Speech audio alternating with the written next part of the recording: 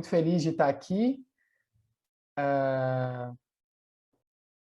e poder falar sobre esse tema que é muito importante, né? Afinal, nós somos uma missão universitária, então a gente precisa conhecer o nosso contexto. E eu já vou direto ao ponto aqui. Eu não consigo compartilhar a tela. Tem como colocar para eu compartilhar, Pedro? Eu vou usar uma apresentação aqui. Consigo. Beleza. E, bom, eu não vou falar muito sobre mim, que a Fabi já me apresentou aí. Eu tô meio emocionado também com essa música, né? Acho que todo mundo ficou... Gente, é sério, eu quase chorei aqui. E olha que eu não sou muito de me emocionar com Marcharemos, que já tantas vezes que tocou, né?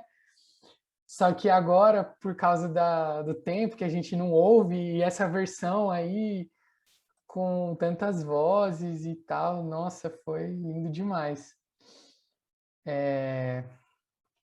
Então, deixa eu só compartilhar aqui. Nós vamos falar sobre, então, o contexto universitário e eu vou usar como, vamos dizer assim, tema, né, da nossa palestra, esse ideia de planeta universidade. Né? Você conhece esse mundo?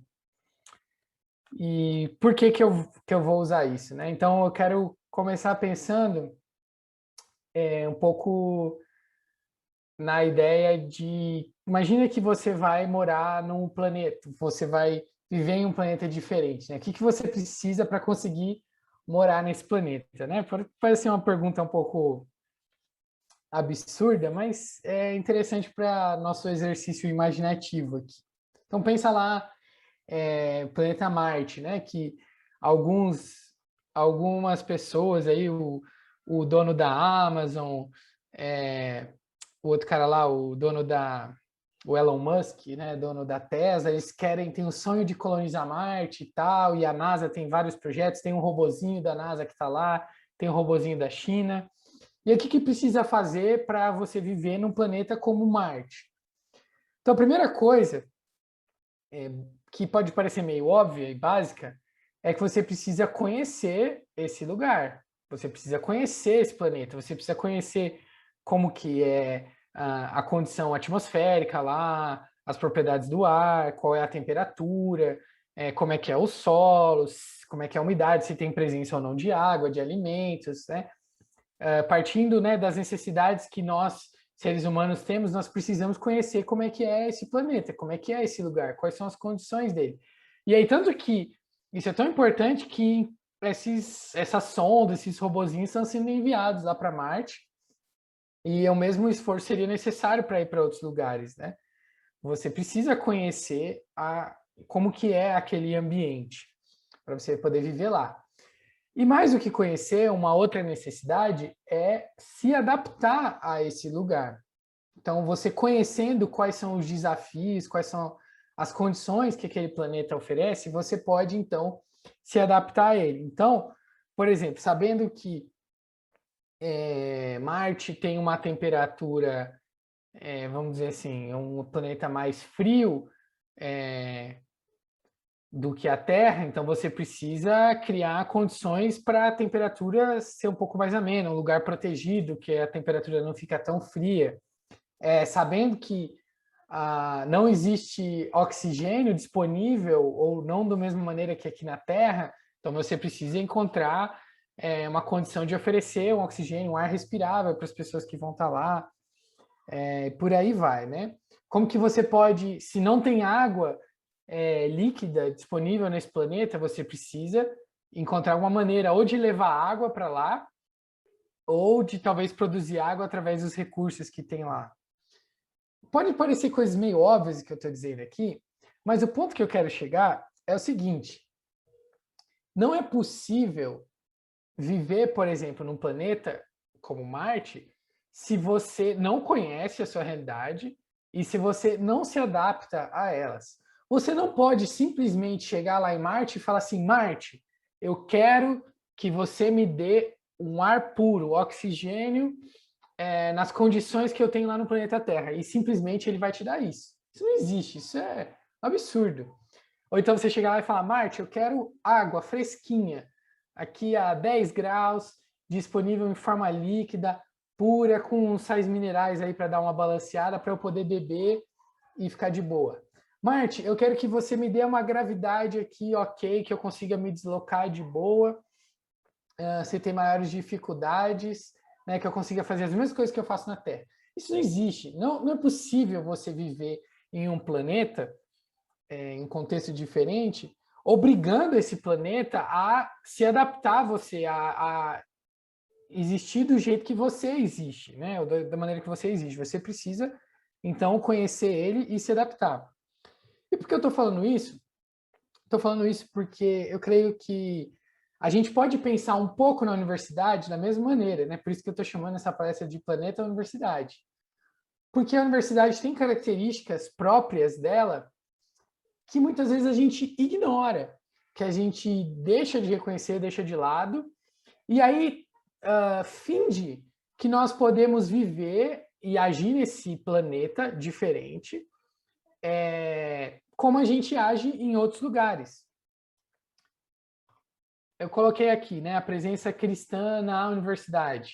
É um pouco o que nós vamos conversar agora. Então, a universidade, ela pode ser considerada, então, como um microcosmo, ou até, usando a figura aqui que eu estou usando, é um planeta, que tem características peculiares que diferenciam ela de outros ambientes e instituições da nossa sociedade. Então, a universidade não é igual à igreja. A universidade não é igual à sua casa, à sua família. A universidade não é igual à indústria. A universidade não é, por exemplo, igual à sua escola de ensino médio, igual à sua escola de ensino fundamental. Ela é um planeta diferente, ela tem características que são diferentes desses outros lugares, desses outros espaços, dessas outras instituições, onde nós talvez estamos mais familiarizados, mais acostumados a viver. Isso pode parecer meio óbvio, né? Mas muitas vezes não é. E aí, fazendo agora um link aqui com o livro de Atos, né? A Laís comentou aí algumas coisas importantes sobre Atos, e algo que eu acho muito interessante, que aparece quando a gente começa a ler Atos, é que ele é um livro que registra como que os cristãos se comportaram diante de encontros com diferentes mundos ou com diferentes planetas. Vocês devem saber aí, se não leram Atos agora, já devem ter lido em outros momentos, né, que a igreja começa lá em Jerusalém, naquele contexto, naquele planeta, para usar a figura aqui, né, onde existia uma condição religiosa peculiar, né, onde as pessoas conheciam o que tinha lá no Antigo Testamento, onde as instituições religiosas eram comum a todas as pessoas, e aí Jesus vive naquele contexto e ensina dentro daquele contexto, e a igreja começa ali. Mas, a partir de um certo momento, em Atos, a igreja começa a se expandir, ela começa a atravessar fronteiras, ir para outros lugares, outros espaços, em que o próprio Jesus, que é o cabeça da igreja, o fundador da igreja, em que Jesus não esteve. Jesus ele nunca saiu ali daquela região da Palestina, passou por Samaria, passou ali pela região da Galileia, mas ele nunca foi, ou pelo menos a gente não tem registro disso, que ele foi até, sei lá, Éfeso, até a Ásia Menor, ele nunca foi até Roma e outros lugares daquela época. A responsabilidade de ir para esses lugares coube aos apóstolos, aos discípulos, aos seguidores de Jesus. E quando eles começam a se deslocar para esses outros lugares do mundo, eles começam a ter alguns conflitos. Eles começam a perceber que as pessoas eram diferentes, que os mundos eram diferentes, que as condições eram diferentes e que aquela mensagem que Jesus tinha ensinado para eles precisava de alguma maneira se adaptar àquilo ali, àquele contexto, né? E aí isso nem sempre era feito de maneira perfeita, de maneira fácil e simples, né? Muitas vezes havia um choque, contradições. Muitas vezes dentro da própria igreja as pessoas não concordavam a maneira certa de fazer isso, mas Atos é o livro que descreve esse deslocamento, né, esse espalhamento do evangelho, buscando se adaptar a novas realidades. Isso para a gente é muito importante, porque o nosso chamado é de fazer missão para a universidade. para um contexto diferente, por exemplo, da igreja, que a gente já está muitas vezes familiarizado. Nós temos a missão de ir para um mundo novo, né? Talvez não novo para a sociedade, né? Não novo para a própria igreja, mas novo para nós, muitas vezes. A maioria de nós está fazendo o primeiro curso na universidade, né? Sai do ensino médio, vai para a universidade e aí está se deparando com uma realidade totalmente diferente daquela que conhecia antes. E aí nós precisamos seguir esse mesmo caminho, muitas vezes, que a igreja lá no primeiro século viveu, de se adaptar a essa realidade. Então, se nós queremos comunicar o evangelho de maneira relevante e servir efetivamente a esse novo contexto que é a universidade, a gente precisa conhecer e se adaptar a esse ambiente, que foi aquilo que eu falei anteriormente. Então, eu quero destacar esses dois verbos, né? Comunicar e servir, que são coisas que nós fazemos na ABU. A Fabi comentou lá no começo, falando um pouco sobre a ABU, sobre a nossa visão e tudo mais, né? Que nós somos uma comunidade de discípulos e coisas que nós fazemos. E aí, duas ações que são importantes, essa de comunicar o evangelho, que é algo importante que nós fazemos, mas também outra ação importante é servir a esses contextos onde nós estamos, e aqui no caso a universidade. E eu vou falar hoje mais, principalmente sobre essa ideia de servir, não que, não vou falar também sobre a comunicação do evangelho, né? Acho que algumas coisas que eu vou falar vão ser importantes para isso também, mas a minha ideia principalmente é focar em como nós, estudantes cristãos brasileiros, no ano de 2021, vivendo aí um período, se Deus quiser, final de pandemia, podemos servir a esse planeta, a universidade.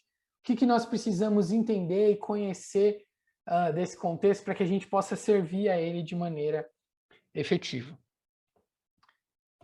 E aí, para começar, eu queria, para começar esse exercício de conhecer esse planeta, eu acho que é importante a gente desmistificar algumas visões que nós temos sobre a universidade. Se nós não temos uma visão saudável da universidade, se nós não conseguimos olhar para ela de uma maneira clara, de uma maneira factual, né, de uma maneira real, assim como precisamos enxergar um planeta novo, um universo desconhecido para poder viver lá e servir e se adaptar, nós também precisamos fazer isso com a universidade.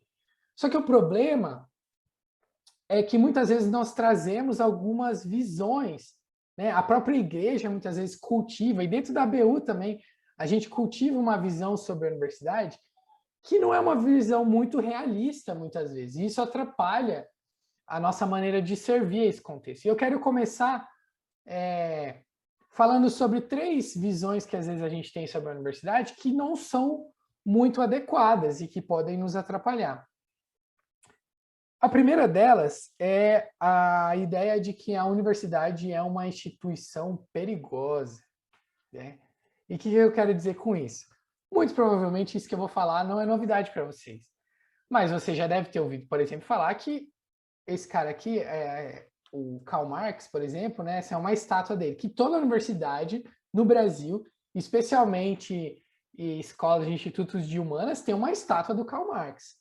Que essa é a base da universidade, que se você quer, principalmente estudante de humanas, você quer se formar, você precisa adorar a esse ídolo, ou seja lá qual seja o outro ídolo aí do curso que você está estudando, o Freud, o Weber, não sei, qual outro aí grande, o Darwin, né, nas ciências biológicas, e por aí vai.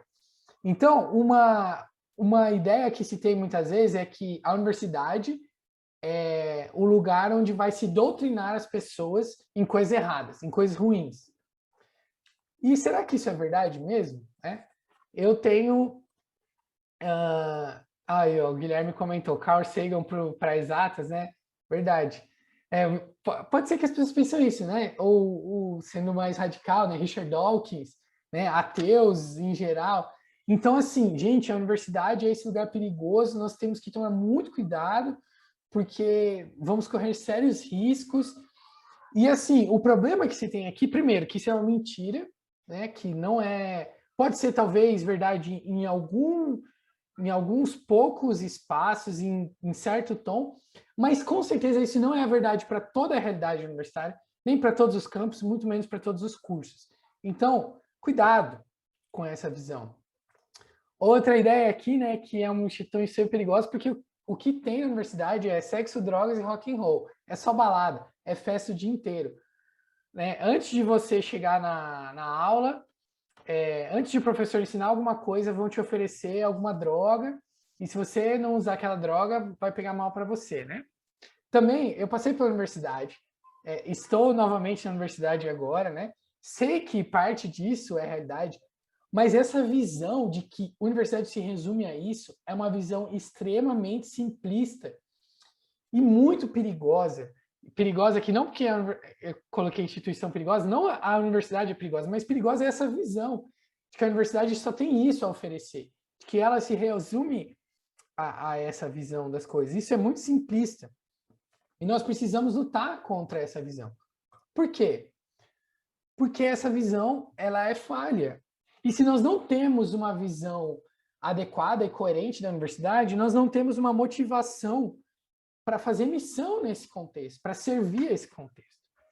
Eu prefiro, mais do que essas imagens, olhar para a universidade, por exemplo, como um lugar onde se aplica aquilo que está lá em Gênesis 1 e 2. Você pode depois ver na sua Bíblia, né? Quando Deus cria todas as coisas, Deus coloca o homem e a mulher para cuidar da sua criação, para cultivar o jardim, né? Para explorar a boa criação de Deus.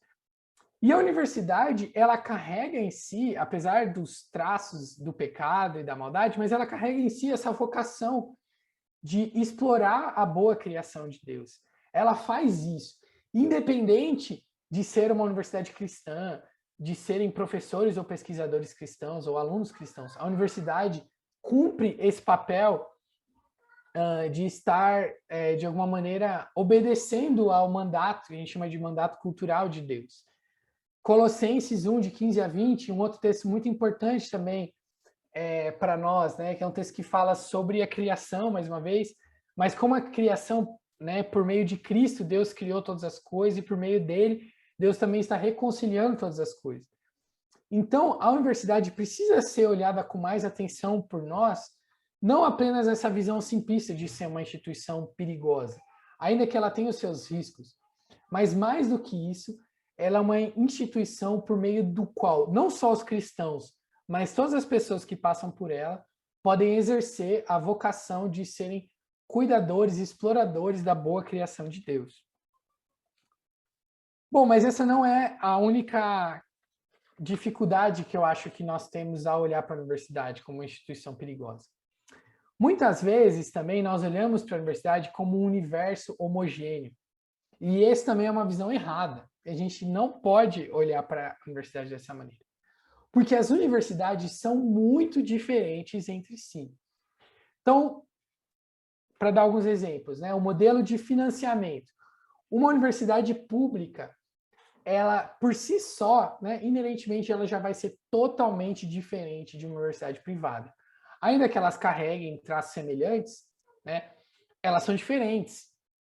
A universidade privada, ela precisa do pagamento das mensalidades do seu aluno, às vezes ela depende de parcerias com outras instituições, com empresas, talvez, com institutos de pesquisa, às vezes até algum tipo de parceria com governo e tudo mais, mas ela, pelo seu modelo de financiamento, ela tem traços, né, que a diferenciam muito de universidades públicas, né? Então, no Brasil, a gente tem aí, por exemplo, né, a questão da pesquisa, né? Eu não sei de cabeça, mas assim, é assombrosa a diferença entre a produção de pesquisa nas universidades públicas em relação às universidades privadas.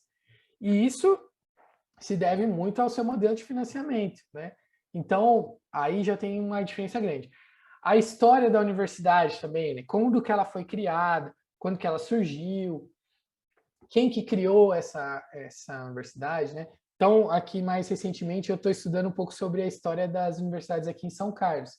E é muito interessante ver como que elas surgiram, um grupo de pessoas que fundou a Escola de Engenharia de São Carlos, né, que é o campus da USP, depois a UFSCar, e que inclusive são pessoas, tem pessoas em comum que participaram do surgimento das duas universidades.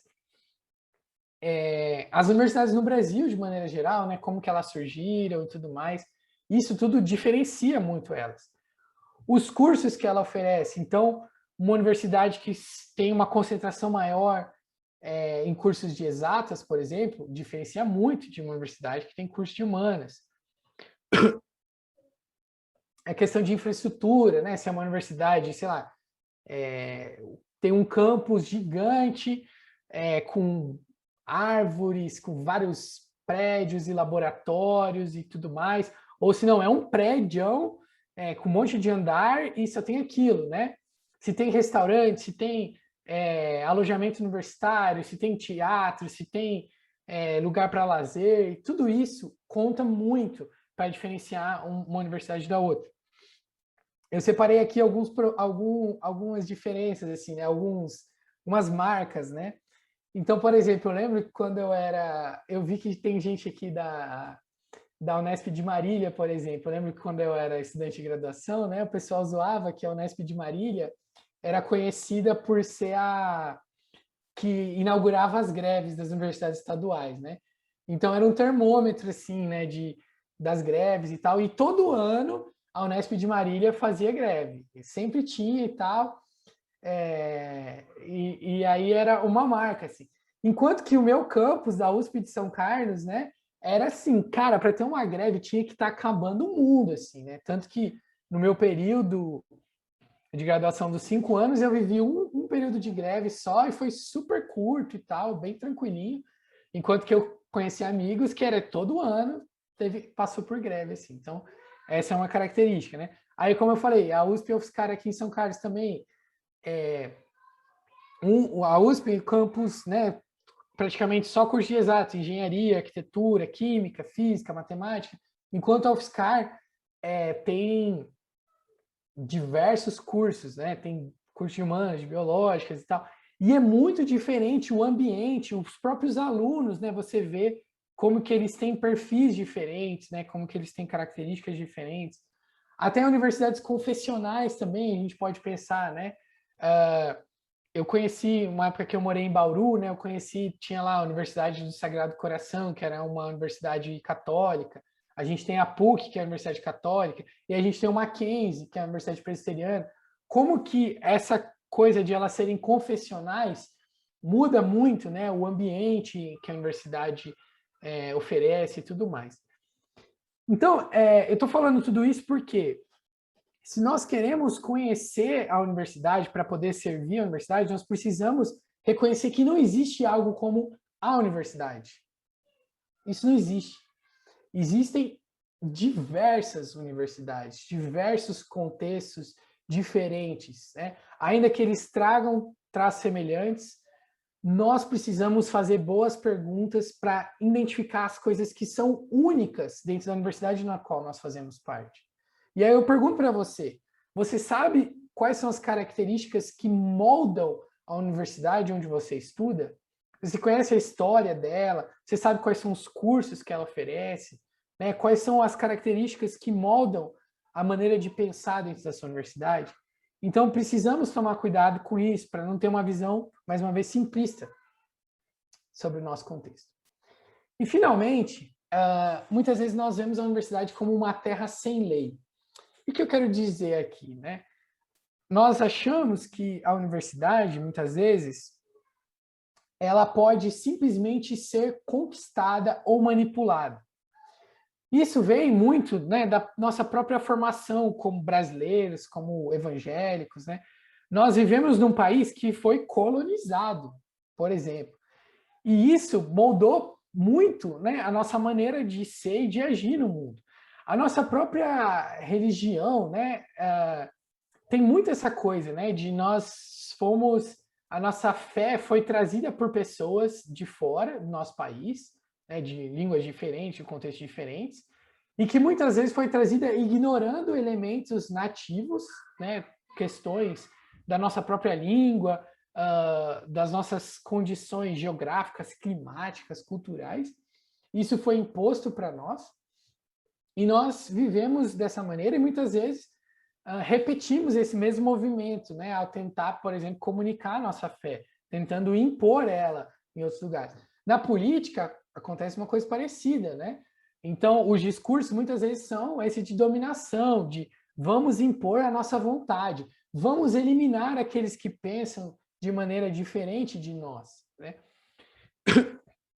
E aí, muitas vezes a gente olha para a universidade dessa mesma maneira.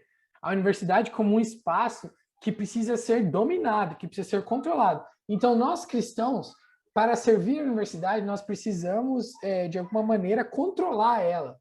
Nós precisamos que as pessoas pensem como nós. E aí sim nós vamos conseguir transformar esse contexto.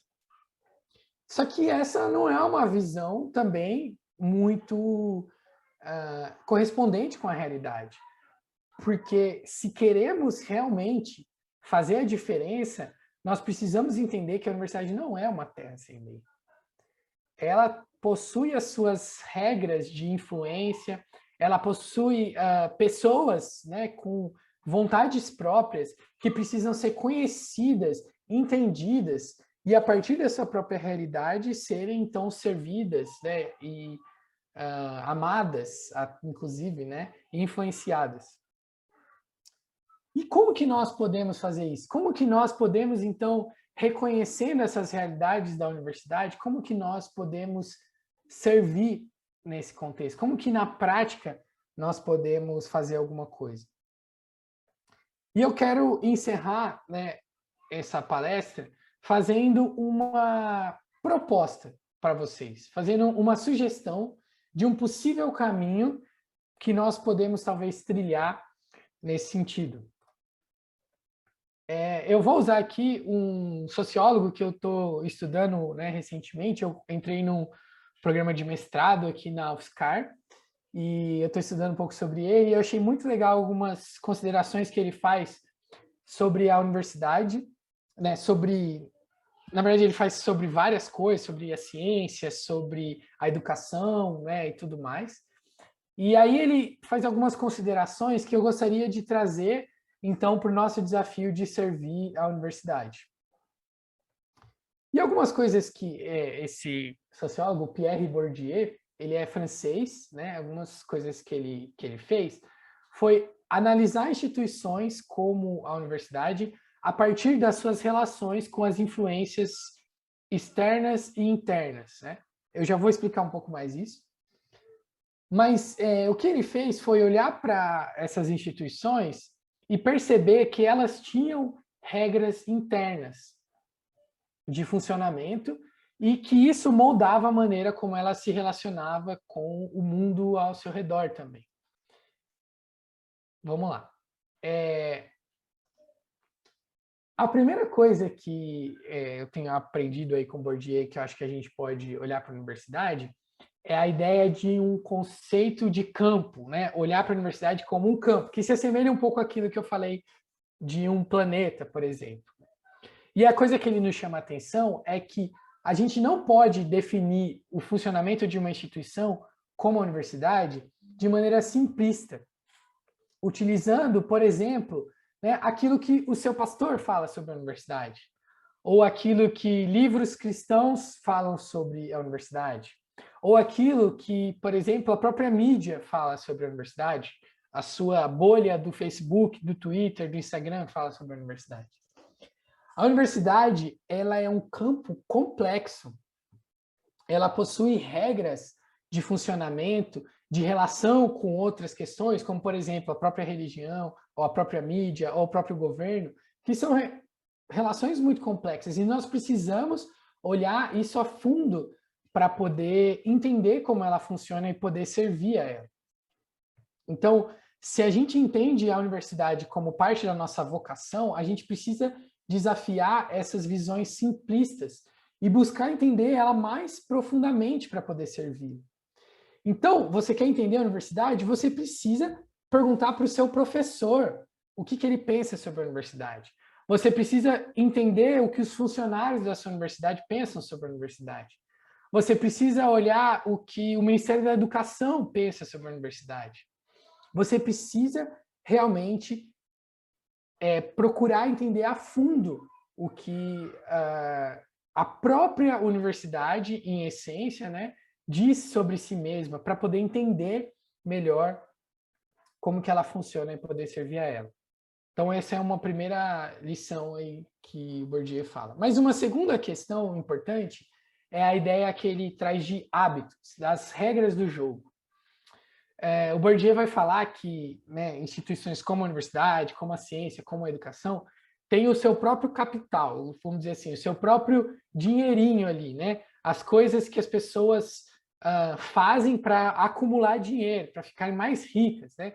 Então pensa lá no, talvez a maioria de vocês conheçam o Banco Imobiliário, né? Aquele joguinho de você ganhar bastante dinheiro. E como é que você faz para ganhar dinheiro, né? Então o Banco Imobiliário ele simula questões da vida real. Então você tem que comprar propriedades e vender, alugar, investir, e aí você vai conseguindo acumular dinheiro para no final do jogo você ser o mais rico de todos. A universidade, como qualquer outro lugar, funciona da mesma maneira. Só que na universidade, o que faz você ficar rico não é necessariamente o dinheiro, né? Esse dinheiro real, né? Dólar, ou seja lá o que for. Em alguns momentos podem ser, pois é, o Rodrigo colocou, exatamente, né? Mas, em geral, são outras coisas, né? Então, a ideia de prestígio, a ideia de publicações, né? Os artigos que você faz, né? A iniciação científica que você participa, o seu currículo Lattes, os relacionamentos que você tem, né? Os contatos que você faz, e que não necessariamente são coisas, muitas vezes a gente vê tudo isso como coisas ruins e tal, mas, na verdade, isso pode ser muito positivo, né?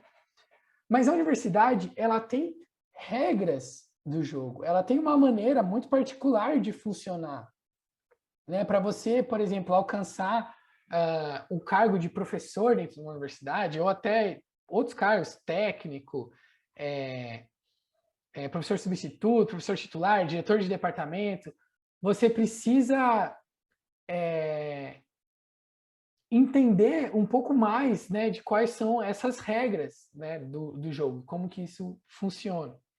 E se, mais uma vez, né, a pergunta, se nós entendemos a universidade como nossa vocação, nós precisamos seguir as regras do jogo.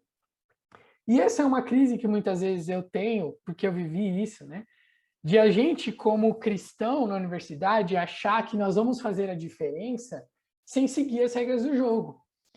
Sem querer produzir pesquisa, por exemplo, sem querer se envolver com iniciação científica, sem querer, talvez, né? Não estou dizendo que isso serve para todo mundo, mas nós precisamos, por exemplo, de professores cristãos na universidade, pessoas que vão dar contribuições efetivas de qualidade na universidade. Se nós queremos servir a esse lugar, não basta a gente chegar lá e querer dizer o que as pessoas, o que a gente acha que as pessoas querem ouvir, querer impor o nosso discurso, querer fazer, sei lá, as coisas que funcionam para a gente dentro da nossa igreja, nosso grupo de jovens, e aí querer, desse jeitinho, ter uma voz que seja ouvida dentro da universidade. Então, isso envolve trabalho duro, dedicação, submissão, muitas vezes fazer coisas que na nossa igreja, no nosso contexto religioso, são menosprezadas. Nós precisamos estar atentos para isso. E, finalmente, gente, esse é o nosso último slide. Uma coisa que o Bourdieu fala é sobre a questão da autonomia. Os campos, como a universidade, eles lutam por autonomia. O que é autonomia? É a ideia de você conseguir resistir a influências externas. Então, por exemplo, a universidade, como que ela lida com as mudanças políticas que ocorrem em um país? Só no meu tempo de vida, eu nasci em 89, eu passei pelo período do governo lá do o governo Sarney, Collor, aí depois governo FHC, Lula, Dilma, Michel Temer e agora Bolsonaro. Diversos tipos de governantes, de partidos diferentes, com ideologias diferentes e com visões diferentes sobre a própria universidade e educação. E como que a universidade lida com isso? Ela se deixa influenciar por essas forças externas políticas? E aí o Bourdieu vai falar que um papel importante, né, desses campos, seja ele a universidade, a educação e outras instituições, né, a medida da força deles é como que eles conseguem resistir a essas influências que vêm de fora. Quanto mais suscetível a essas forças ele se comporta, né, menor capacidade ele tem de cumprir o seu papel. Então, a autonomia da universidade é uma coisa muito importante para que ela cumpra o seu papel. E se nós queremos servir a universidade, nós precisamos, de certa maneira, lutar pela autonomia da universidade.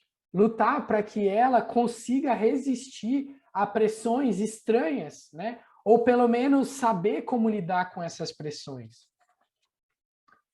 Queria dar alguns exemplos aqui, né, de como que isso acontece. Então, universidades públicas, por exemplo, as federais, né, para você, a escolha dos reitores dessas universidades, talvez vocês já tenham ouvido falar isso, se dá através de uma eleição interna, e aí geralmente dessa eleição sai uma lista tríplice com os mais votados, e aí no caso das federais, o presidente vai lá e escolhe. E o presidente pode não escolher daqueles 3 nomes da lista tríplice. Uma coisa que tem acontecido muito nesse atual governo. A mesma coisa nas universidades estaduais, né? Tem a lista tríplice, e aí o governador do estado vai lá e nomeia o reitor. E o fato de o presidente ou o governador, ou seja lá quem for, escolher pessoas que muitas vezes não são as pessoas que a própria universidade está escolhendo, é uma questão muito séria que a gente tem que prestar atenção, né? E por que isso é muito sério? Porque a perda de autonomia da universidade pode significar, né, a perda na sua capacidade de cumprir o seu papel, por exemplo, de ensinar. Porque pode ser que, por exemplo, esse presidente que está agora, você pode gostar dele, você pode estar feliz com a pessoa que ele está escolhendo para ser reitor. Mas ano que vem tem eleição, vai vir um outro presidente, e aí pode ser um presidente que tem ideias totalmente contrárias às suas. E aí, né, como é que vai ficar? Ele vai poder escolher a pessoa que ele gosta? E aí a universidade vai seguir para um outro caminho totalmente diferente? Então, eu creio que nós, como cristãos, inclusive, podemos lutar por isso, né? Isso faz parte do nosso papel de servir a universidade, lutar para que ela possa cumprir o seu papel e dentro disso sendo um espaço, como sendo um espaço autônomo, né? E creio que é uma demanda que muitas vezes a universidade levanta e que nós cristãos podemos corroborar. Mas, né, só um detalhe aqui, né? Muitas vezes a universidade levanta isso, mas ela mesma não busca ser autônoma. Então, por exemplo, ela não quer que o presidente vá lá e dê palpites, né, o que é uma coisa muito positiva, mas muitas vezes as próprias pessoas que estão dentro da universidade, elas trazem as suas próprias influências que são também estranhas à universidade. Pode ser, por exemplo, a questão financeira. Então, um professor que quer fazer uma parceria com alguma empresa ou com algum instituto de pesquisa específico, e aí, para isso, ele precisa moldar toda a sua pesquisa para atender um interesse que muitas vezes não é um interesse que tem a ver com a realidade da própria universidade, com a realidade do país onde ele vive, do contexto onde ele está e coisas desse tipo, né? Muitas vezes na área de humanas, né? Como que os professores, os pesquisadores lidam com certas ideologias políticas também, que não influenciam através, por exemplo, do governo federal e tudo mais, mas por meio de próprias forças políticas que entram dentro da universidade e que tentam, de alguma maneira, cooptar algumas forças que estão ali dentro e tudo mais, e a universidade acaba perdendo também essa sua autonomia desejável, né, que ela deveria ter para cumprir o seu papel. Então aqui eu estou só pontuando bem por cima, né, algumas questões que nós cristãos deveríamos estar atentos, nos preocuparmos, se nós queremos servir a universidade. E eu quero finalizar deixando duas perguntas para vocês, né? Contribuições cristãs. Quais são as contribuições cristãs que nós podemos dar a isso? Quais são as coisas que nós, por sermos cristãos, por termos a visão bíblica do mundo, e especialmente na universidade, o que talvez só nós podemos falar no momento em que as universidades vivem no Brasil? E por que, a segunda pergunta, por que nós não estamos fazendo isso? Né? Quais são as principais limitações que nos impedem de servir a universidade brasileira no tempo em que nós vivemos? Então, eu gostaria de deixar essas duas perguntas para vocês e aí abrir aí um tempo de perguntas. Se alguém quiser escrever no chat, se alguém quiser abrir o microfone também, fique à vontade.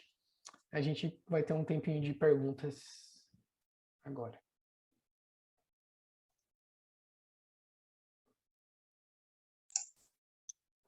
Posso estrear o tempo de perguntas? Claro, Guilherme, né? Isso. Pode falar, Guilherme. Deixa eu abrir o vídeo para ficar um pouco mais pessoal. Cara, eu queria que você falasse um pouco de uma parte que eu acho que é um pouco básica para todas as outras que você citou, né? Que são a questão dos relacionamentos, né? Eu sinto que muitas vezes, até por essa visão errada, né? A gente meio que tem um medo, né? Gigante, assim, de tipo, vou virar tudo, né? De errado que a universidade né? Etc. Se eu me relacionar com essas pessoas, né? E, e aí, dois pontos, né? Você acha que a gente, primeiro, a gente tem um certo medo claro que é minha visão, né? Acho que a gente tem um pouco, né? Pode ser só minha visão, mas assim, que a gente tem um pouco de medo de se relacionar, por medo de se amodar, né, ao mundo, assim. E como a gente pode buscar isso, né? Talvez uma fé um pouco imatura que a gente tenha. E se a gente tenta, muitas vezes, abordagens só intelectuais para levar a fé cristã. Então, por exemplo, estudo bíblico só, entendeu? E não necessariamente algo que não seja uma abordagem de estudo racional, intelectual, como o EBI, que é uma grande frente nossa, né, na, na comunicação do evangelho, né?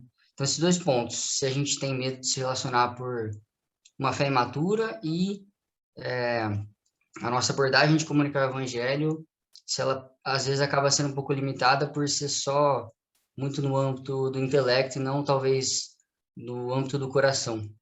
Uhum. Legal. Legal, Guilherme.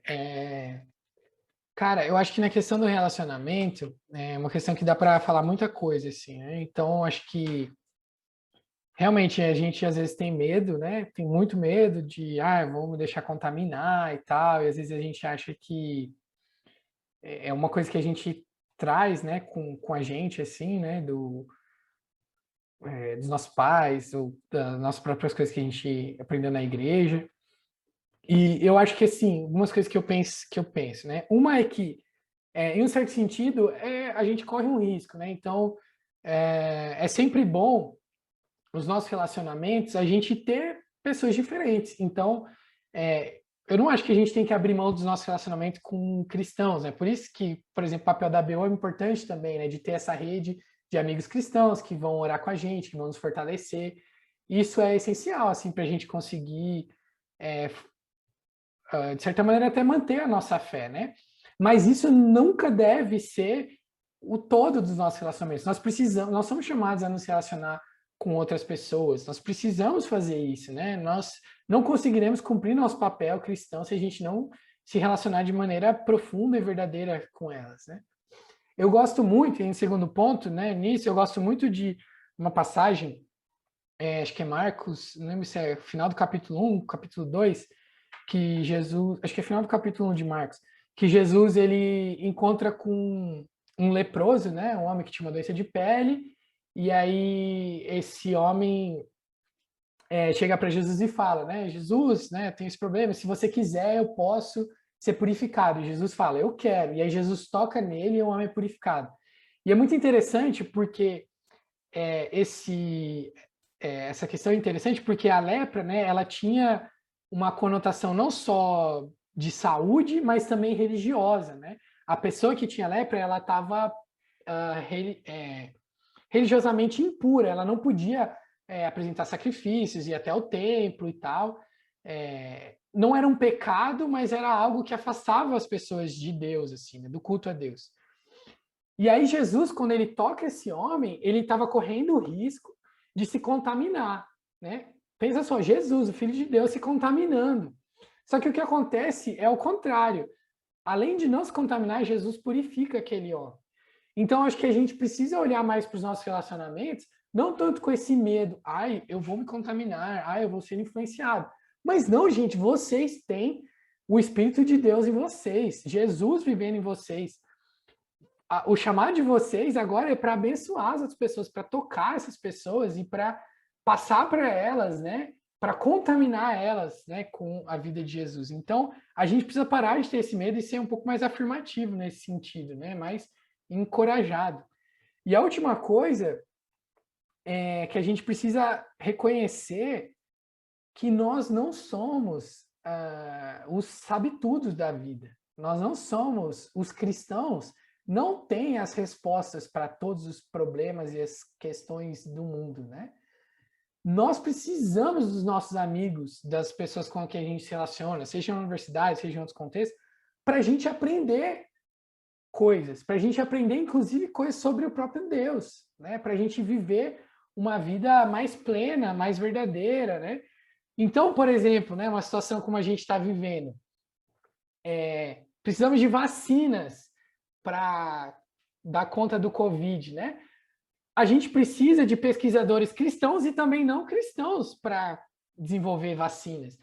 É uma coisa meio óbvia, assim, mas às vezes a gente não pensa nisso. Às vezes a gente acha que eu preciso me relacionar com essas pessoas só para poder passar para elas o meu conhecimento e evangelizá-las e ensinar a elas a verdade. Mas, na verdade, é uma via de mão dupla. Nós também precisamos aprender. Então, quando a gente passa a olhar, né, para esses relacionamentos como um espaço de aprendizado também, inclusive de aprendizado sobre o próprio Deus, acho que isso muda também, né, o nosso incentivo e encorajamento para se relacionar.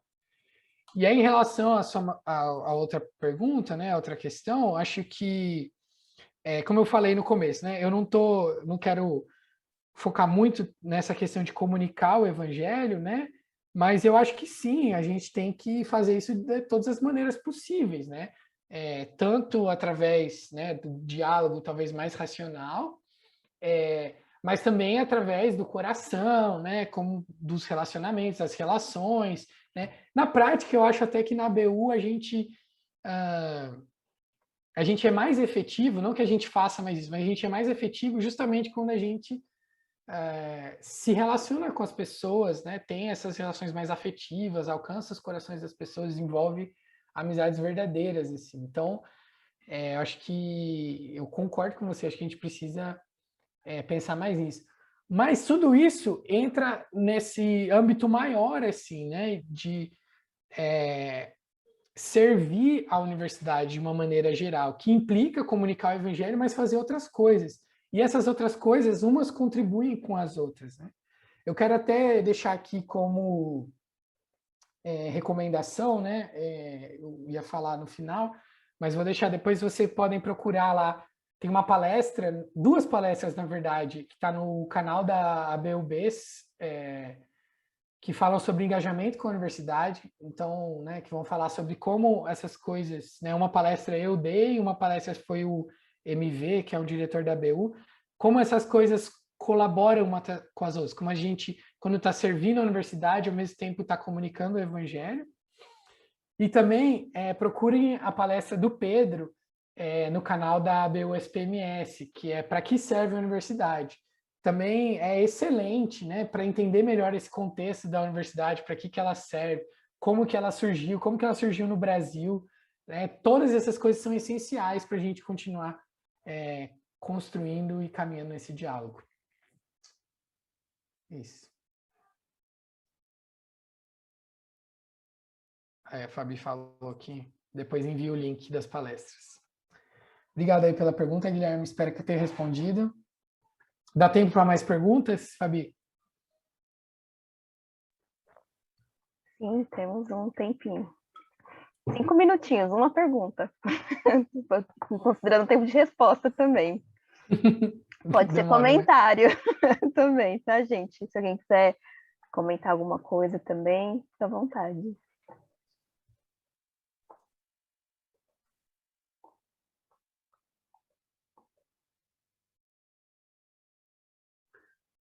Eu tenho uma pergunta.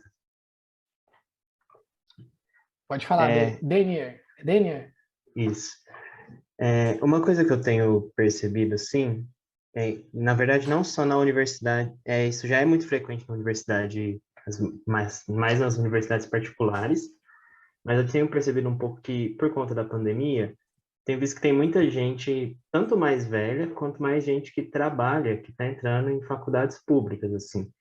Eu estava até conversando com algumas pessoas mais novas, né, lá do grupo de Lorena, e tem pessoas que estão nessa situação, pessoas que passaram no Enem e faziam anos que não, tipo, que não estavam na faculdade, assim, faziam anos que às vezes não estavam no ensino médio, e entraram, e aí é todo um cenário diferente, né, porque, principalmente lá em Lorena, assim, mas eu acho que em muitas universidades públicas, meio que o pessoal vive mais focado na faculdade, né, porque às vezes o curso é integral, então as pessoas não têm um tempo para trabalhar, acaba não dando para conciliar. Mas a minha pergunta era mais nesse sentido, tipo, o que que a gente poderia fazer para talvez tentar servir mais essas novas pessoas, se você já teve alguma experiência com algum caso parecido, assim. Uhum. Aqui entra, né, aquela questão, né, que eu comentei, né, sobre como as universidades são diferentes entre si. Então, existem universidades, talvez particulares, né, ou até públicas mesmo, que têm esse perfil mais voltado por pessoas que já atuam no mercado de trabalho, profissionais, pessoas que talvez podem dedicar apenas à noite para estudar, né, que trabalham durante o dia. E, e aí, assim, o primeiro passo é o que eu falei, é conhecer. Como é que é essa realidade, né? Como é que essas universidades funcionam? E além disso, né, como é que é a realidade das pessoas que estudam nessas universidades? Então, eu tenho dificuldade com isso, né? Vou dando um exemplo aqui, né? No tempo que eu morei em Bauru, que eu trabalhei com a BU lá e tal, eu me formei numa universidade pública em São Carlos, curso integral, ninguém trabalhava, o pessoal ficava o dia inteiro estudando, né? À noite ficava jogando videogame, ia para balada, coisas assim, e boa. Aí eu fui para Bauru trabalhar lá numa universidade particular. A galera trabalhava o dia inteiro, dava 6 horas da tarde, saía do trabalho. Tinha gente que vinha de outras cidades, pegava fretado, chegava na universidade, nem jantava, assistia a aula, acabava a aula, ia para casa, chegava em casa às 11 horas, meia-noite, 1 da manhã, tinha que dormir para o outro dia acordar cedo para trabalhar. E aí eu cheguei lá todo pimpão, querendo, né? Ah, vamos fazer aqui um EBI super legal, bonitão, vamos fazer isso aqui. E não rolava, tipo, não funcionou, não deu certo. Passei um ano batendo cabeça porque não funcionou. Então, e até hoje eu estou tentando descobrir o que vai funcionar, mas a minha maior dificuldade foi justamente porque eu não era desse mundo e eu tentei trazer uma coisa externa a esse mundo e implantar lá. E aí, dificilmente eu vou conseguir dar uma resposta hoje que vai funcionar, né? O que a gente precisa é de pessoas que estão nesse contexto, que passam por essas lutas, essas dificuldades, esses problemas, e perguntar para elas, ouvir delas o que funciona, testar coisas com elas, né? Funcionar, adaptar, para elas nos ajudarem a responder isso, assim, né?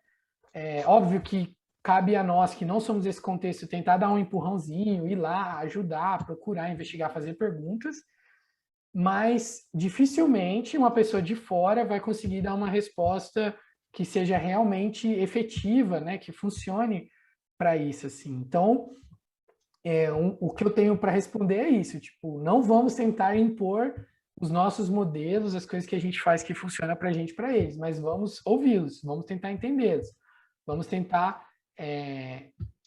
saber o que eles têm a nos dizer e a nos ensinar sobre isso, né? Como que eles podem ser servidos nesse sentido. Então, acho que é mais ou menos por aí. Entendi, muito obrigado. Então, acho que é isso, Fabi. Muito obrigado pela palestra e pela interação, pelas respostas. Foi muito bom revê-lo online e ouvir sua palestra. Espero que tenha sido um bom momento, né, para a gente pensar mais o contexto universitário que a gente tem vivido. Enquanto você falava, eu lembrei de algum texto que eu li que falava que o quanto a gente deveria conhecer a universidade, né, as características dela, assim como um missionário se prepara, né, para conhecer um outro campo, onde ele vai servir, né, outro país, outra cultura. A gente deveria também conhecer bem a nossa universidade. Então, achei muito legal o que você comentou, que vai de encontro com isso, e que a gente possa pensar mais, né, sobre o nosso contexto universitário, como a gente tem servido na universidade e testemunhado ali também.